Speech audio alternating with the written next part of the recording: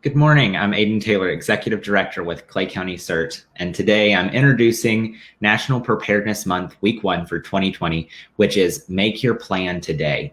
It's so important that every individual in the community makes a plan from all ages, and that plan needs to be corrugated to work with everyone in your family and make sure that it's shared. So other people in your family, outside of your family, neighbors, friends, all are aware of your plan, so they're able to work well during a disaster and make sure that everyone gets the help that they need.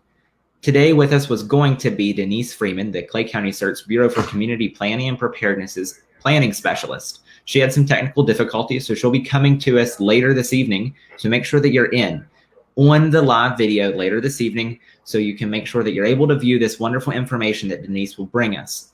But today, I'd like to just introduce National Preparedness Month, and we'll go through a couple of different weeks. So there are 4 weeks this month that we will have one separate activity that will be virtual per week. So for week 1, which is September 1st through 5th, we're going to be discussing making a plan. That will be today with Denice Freeman, and she'll talk to you, friends and family, about how we'll communicate before, during, and after a disaster. Make sure to update your plan based on the Center for Disease Control recommendations due to the coronavirus.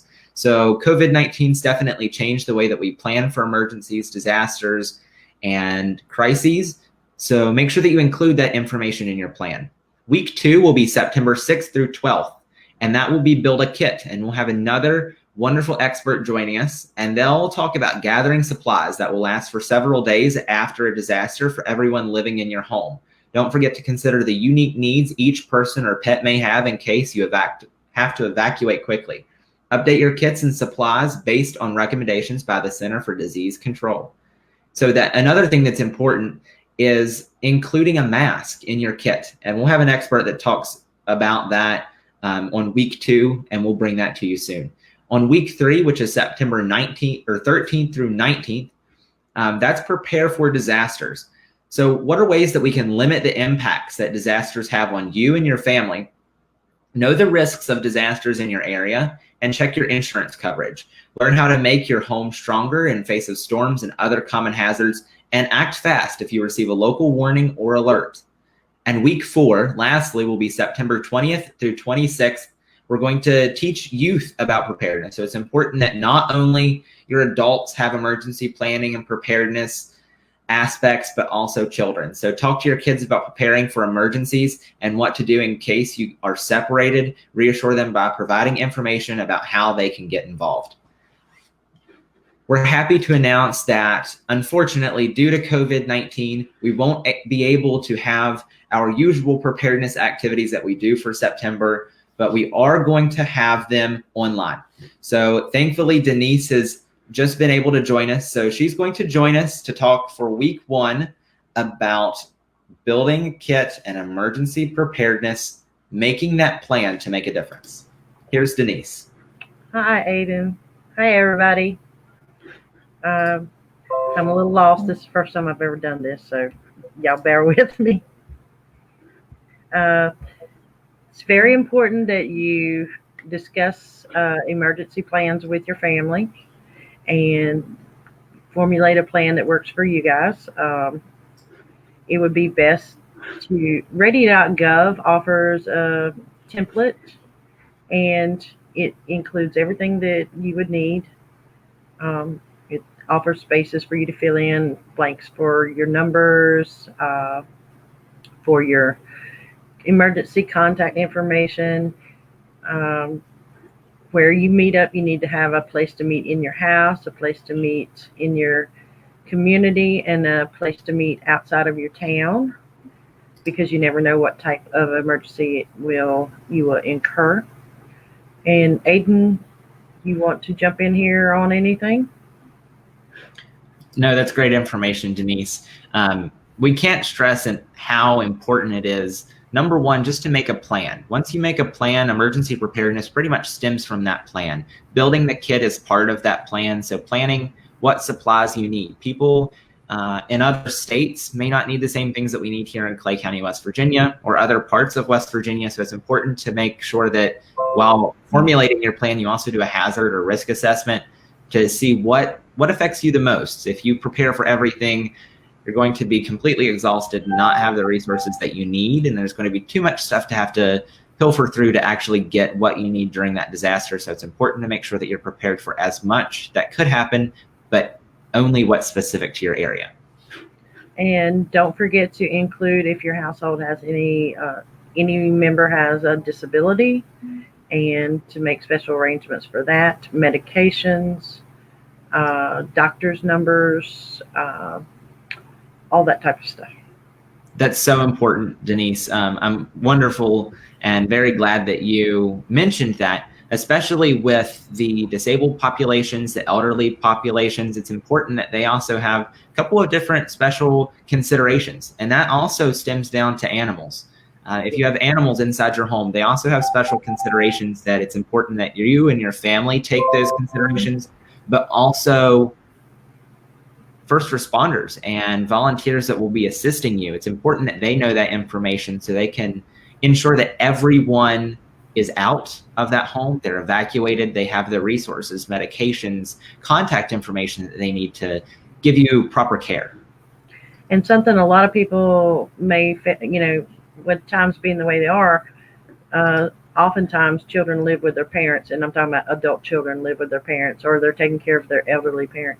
Your emergency contact person, make sure that you put as somebody that is not in your community or in your household. Yes. Somebody away from the danger zone, from where you're actually living. That's actually a frequent problem that we see. People forget that out-of-state contacts can't be someone that is going to be affected by that same scenario. It needs to be someone that, even if it's a friend, a family member, distant family member, just someone that you can contact if you need shelter, if you need food, financial help, just someone that is away from the area of disaster that can get you proper resources or connect you with someone who can find those resources. Yes, sir. And again, ready.gov has a prefab form. You can just print it out. And also something, you need to practice this plan. It's very important that you practice this plan with your entire family so they know what's going on and they're familiar with it, because in an emergency situation, you often forget, and you need that actual paper right in front of you, or you need to have it committed to memory. And the only way you can do that is through practice. Yes, repetition, repetition, repetition. And it's also important to remember that things change. So the plan, once you create it, if it's 10 years down the road before a disaster hits, that plan will have changed. It's important to review it at least every year. And if not every year, every time that something changes. If you get a new doctor, it needs updated. If you get a new water company, that needs updated. Right here on ready.gov, which is a wonderful resource. And we have a couple of other representatives that will be joining us later in the month to talk a little bit more about West Virginia, or Ready West Virginia, and ready.gov, which is a program through FEMA that gives everyone preparedness information. But here's an online fillable form. So here it allows you to go online, type in all of the information that you need, print it off, and then you can go back and update it as needed. If you have trouble finding information that you need to put on here, such as the number to your local police department or fire department, feel free to reach out to someone with Clay County CERT or another agency inside of Clay County, and we'll be more than happy to help you find those resources, phone numbers, contact information, to include that information on your preparedness communication plan. This plan also has a couple of different boxes that you can go through and fill to check the steps that you need to ensure that everything for your communications plan is highlighted properly. So there are 4 steps to emergency planning with making an emergency plan. The first one of those was step 1, which was putting together and discussing the questions before your family, friends, or household to start your emergency plan. We've talked about that. Considering the specific needs in your household, we also spoke about that. especially with the animals, the elderly populations, disabled individuals, people with medication, health considerations. And step 3 is filling out that family emergency plan for parents and the whole family. It says parents, but that includes family members that are also inside the household. Remember, if you have other people who may not be a part of your family, but are also living in the same residence, it's important to also include those individuals in the preparedness information. Clay County CERT has numerous resources. If you're not able to access the internet, you can request publications. We have this actual entire booklet that we can distribute and you can fill out individually for your household and not have to worry about printing it. We also have a small card that's about the size of a business card, and it will allow you to input all of that information on a quick card that you can put in your pocketbook, wallet, purse, and pull it out whenever it's necessary. Step 4, as Denice highlighted, is practicing your plan with your family or household. And make a plan video. And then you can share that video with other family members, go back and watch it to review your plan, a bunch of different things that you can do.